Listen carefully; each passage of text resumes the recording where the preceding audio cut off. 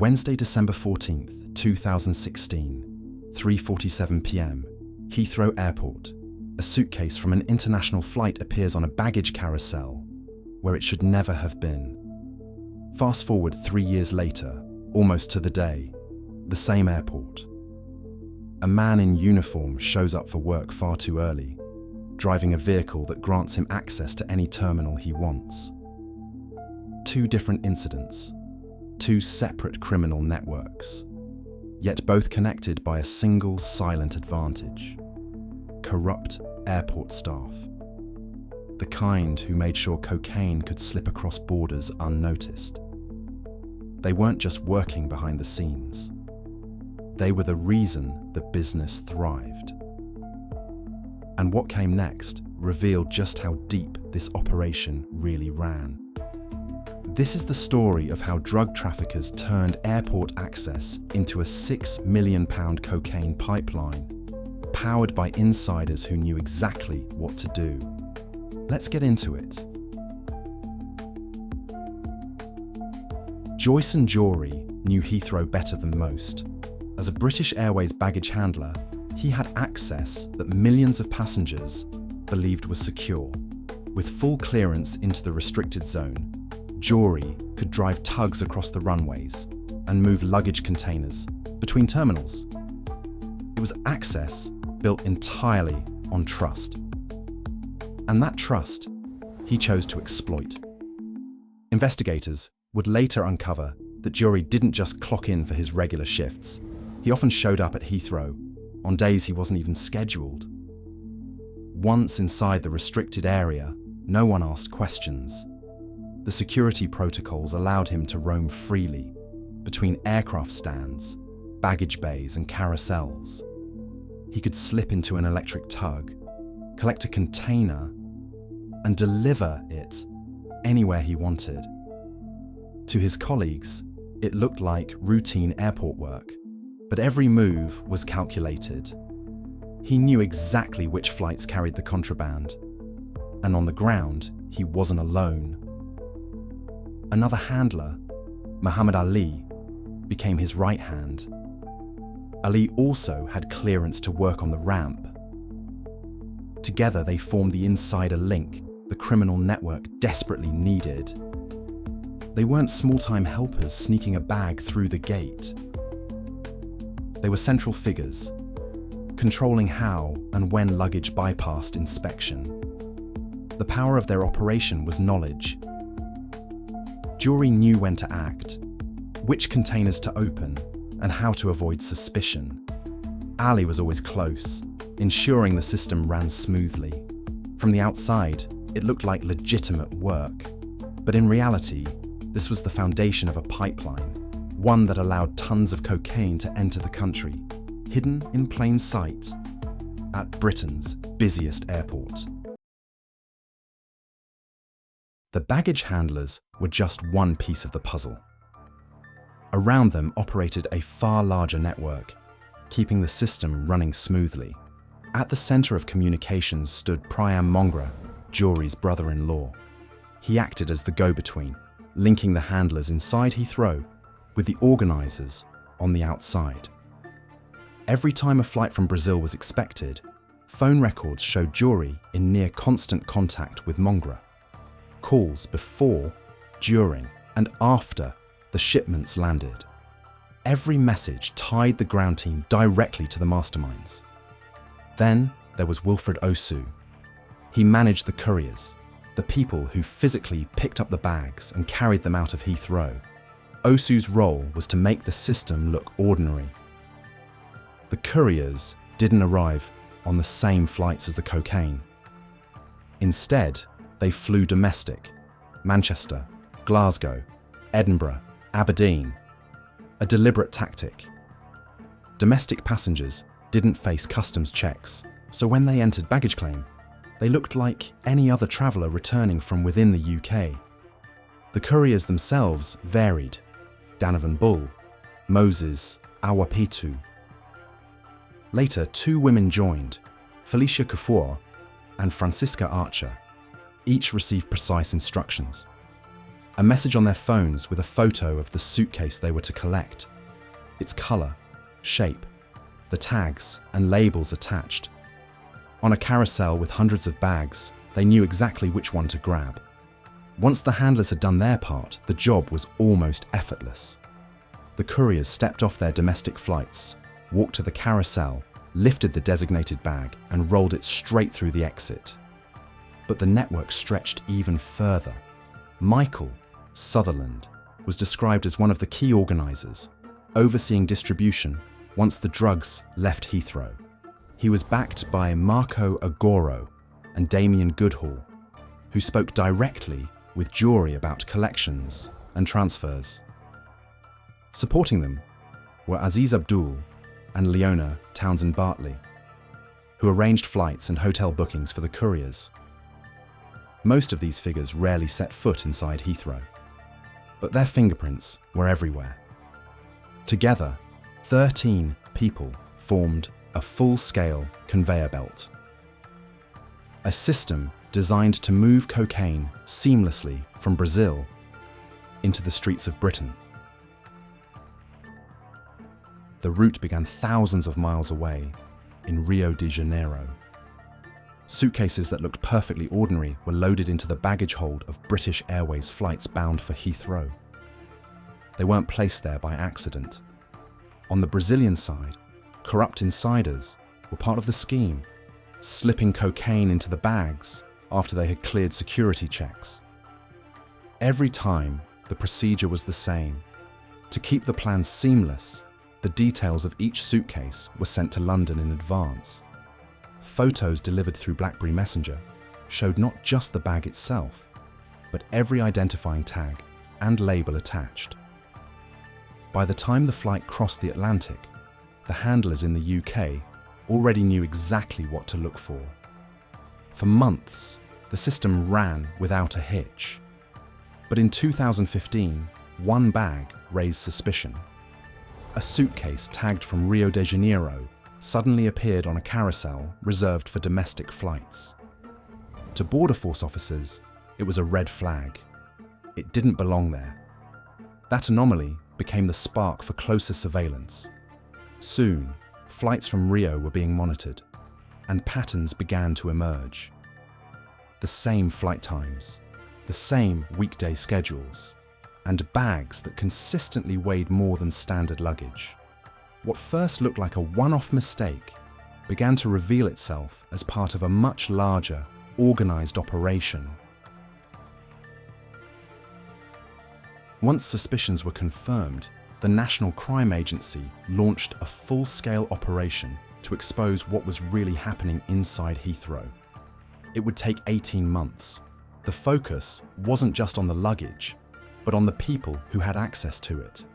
Investigators began tracking every movement of the suspected handlers. The key tool? Surveillance cameras. Footage from the ramp and restricted zones showed Joyce and Jory and Muhammad Ali in places they had no official reason to be, even on their days off. Then came the phones. Call records from Priam Mongra revealed repeated contact with numbers in Brazil, always at critical moments. Each burst of calls lined up perfectly with flights arriving from Rio. It was the missing link between the ground crew and the international supply chain. Meanwhile, the NCA was intercepting encrypted traffic. Messages between Wilfred Osu and his couriers were being decoded piece by piece. But the investigation didn't stop at the airport. Across London, surveillance teams shadowed the network. They filmed meetings in cafes, on street corners, outside suburban homes. Then came December 15th, 2016. Inside Heathrow, investigators spotted the break they had been waiting for. A 66-year-old courier, Felicia Kufuor, lingered at the domestic baggage carousel. She wasn't behaving like a passenger. Her eyes were searching for something specific. For the NCA, this was the mistake. The moment suspicion turned into certainty. The silent phase of monitoring was over. The next step was impact. Border Force officers moved in, and inside the baggage hall, Felicia Kufuor was intercepted. By December 2016, the National Crime Agency had built its case. 6 shipments of cocaine had already been intercepted, over 100 kilos, alongside 44 kilos of cannabis. The priority now was clear: shut the network down before anything else slipped through.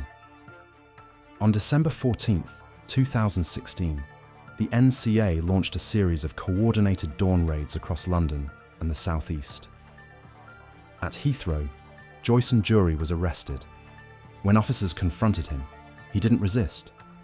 Instead, he admitted feeling relief, telling them he was glad they had finally come. His corrupt colleague, Muhammad Ali, was taken from his home. Elsewhere in London, simultaneous arrests unfolded. The raids had been timed to coincide with a planned handover. Police caught the gang in the act. After 18 months of surveillance, the network was dismantled in a matter of hours. When the case finally reached court, the full scale of the conspiracy was laid bare. At the center of it all, Joyson Jury was sentenced to 16 years in prison. His colleague, Muhammad Ali, received 15 years. Those who orchestrated the operation from the outside faced even heavier penalties. Wilfred Osu was handed 20 years. Michael Sutherland, also 20 years. In total, the gang was sentenced to 139 years behind bars. The Heathrow network had been dismantled. But corruption at Britain's busiest airport was far from over. Because just a few years later, a new story began to unfold. Jund Dar, a 47-year-old security manager, arrived for work 3 hours before his shift was due to begin. Already dressed in uniform, he carried the authority that came with it. Dar's position granted him access few others had. With his clearance, he could take an official airport vehicle, crossing restricted zones, pulling up beside aircraft stands, moving freely between terminals. That morning, he drove toward Terminal 2B. On paper, there was nothing unusual about his movements. But Dar's true objective had nothing to do with security. He was targeting a single flight, arriving from Bogota, Colombia. On board were 2 couriers, Michael Williams and Jessica Waldron. They had been recruited to carry cocaine hidden inside their luggage. For them, the plan was simple: land in London, meet their insider, and hand over the bags. Dar's role was to make it possible. He was there to meet them the moment they stepped off the plane, using his uniform and his vehicle as the perfect cover. The plan began long before the plane touched down at Heathrow. In Bogota, Colombia, Michael Williams and Jessica Waldron checked in as ordinary passengers.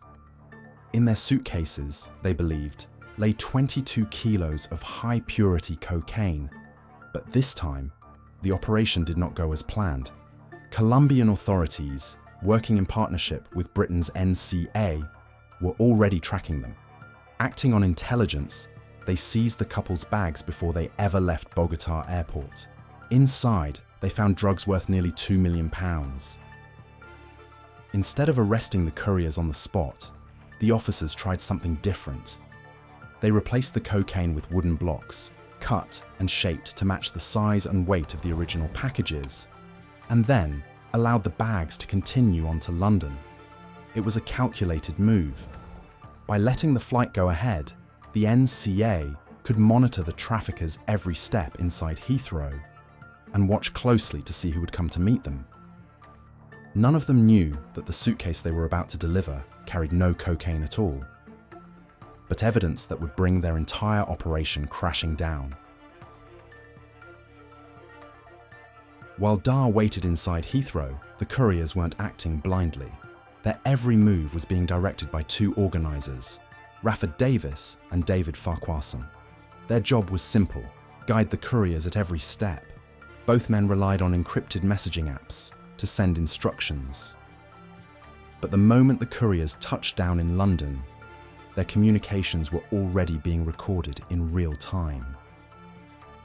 After the arrests, investigators seized their phones and began analysing the data.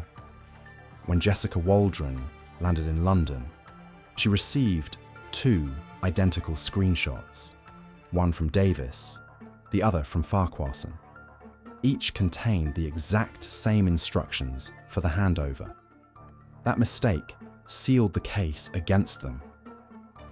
It proved they weren't just bystanders, but part of the core structure that connected the couriers, the Heathrow insider, and the organisers pulling the strings.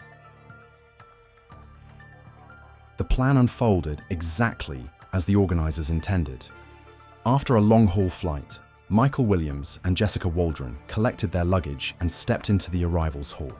Their instructions led them straight to Jund Dar. Dressed in his uniform, armed with the authority of an airport security manager, he was waiting to intercept them.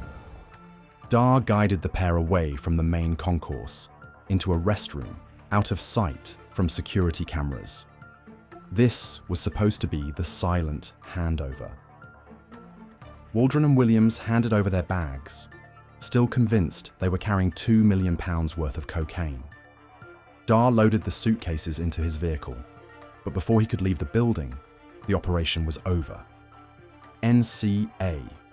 Officers closed in, surrounding Dar as he tried to drive away with the luggage. Inside, they found the wooden blocks that had replaced the cocaine. Those bags were now evidence that tied him directly to the smuggling attempt. At the same time, Williams and Waldron were intercepted at the exit, and in the days that followed, coordinated raids brought down Rafford Davis and David Farquharson. With one decisive move, the NCA captured every link in the chain. On August 4th, 2023, inside Kingston Crown Court, the conspiracy reached its conclusion. The judge declared that Dar's actions represented a gross betrayal of trust and a blatant abuse of his position. Jund Dar received the harshest sentence, 16.5 years in prison.